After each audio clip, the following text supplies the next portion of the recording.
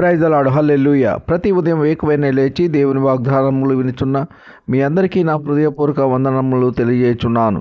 ప్రతిరోజు దేవుని వాక్యంను ధ్యానించి మన యొక్క దినచర్యలు ప్రారంభించటం వలన మనసుకు నెమ్మది మరియు రోజంతా దేవుని కాపుదల ఉంటుంది.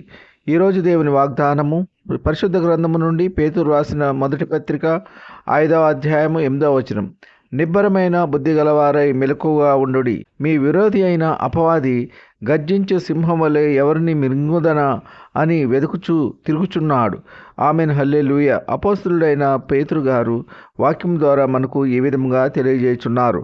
దేవుని ఎరిగిన బిడ్డలు ఆయన వాక్యానుసారంగా, ఆయన చిత్తానుసారంగా దేవుని అడుగుజాడలలో నడుచుకునే విశ్వాసులు నిబ్బరము గల బుద్ధి కలిగి ఉండాలి అని వాక్యము ద్వారా తెలియజేయుచున్నారు. అనగా దేవుని బిడ్డల యొక్క బుద్ధి స్థిరమైనది. దేవుని బిడ్డలైన వారము చంచల బుద్ధి కలిగి ఉండరాదు, స్థిరమైన బుద్ధిని కలిగి ఉండాలి అని పేతురు గారు స్పష్టంగా తెలియజేస్తున్నారు.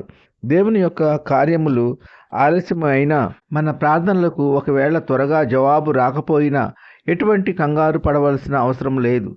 నేను నమ్ముకున్న నా దేవుడు నా పక్షమున ఉన్నాడు, నా ప్రతి సమస్యను ఆయన తీర్చగలరు అని దేవునిపై భారము వేసి నిబ్బరమైన బుద్ధి కలిగి ఉండాలి, మరి మెలకువగా ఉండాలి అని వాక్యము ద్వారా తెలియజేస్తున్నారు.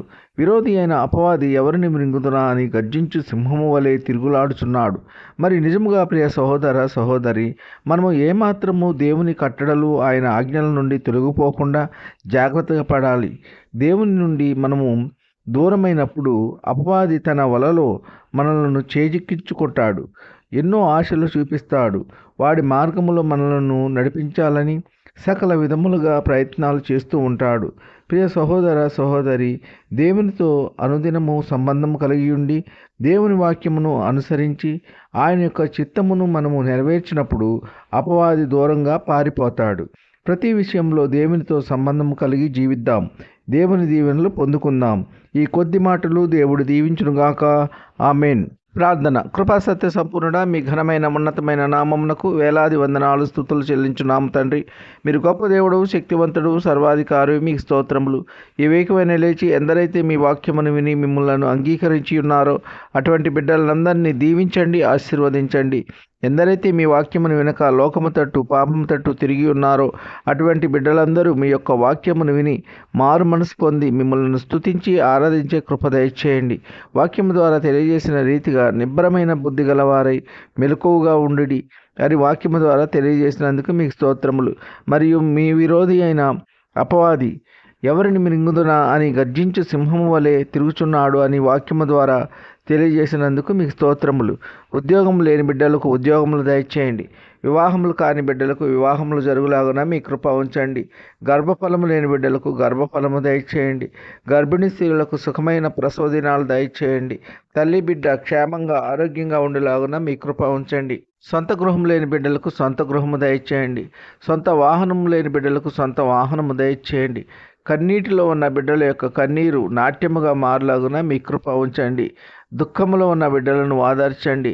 వారు కోల్పోయినవన్నీ తిరిగి పొందుకునేలా మీ కృప ఉంచండి.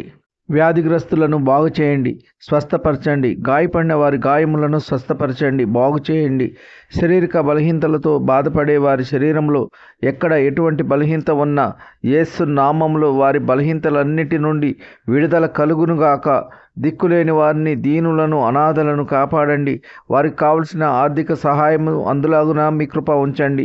పిల్లలు స్కూల్కి వెళ్ళి ఇంటికి చేరు పర్యంతము మీ కృపా కాపుదల దయచేయండి. కారుల్లో ప్రయాణించే బిడ్డలను కాపాడండి. బస్సుల్లో ప్రయాణించే బిడ్డలను కాపాడండి. ఓడల్లో ప్రయాణించే బిడ్డలను కాపాడండి.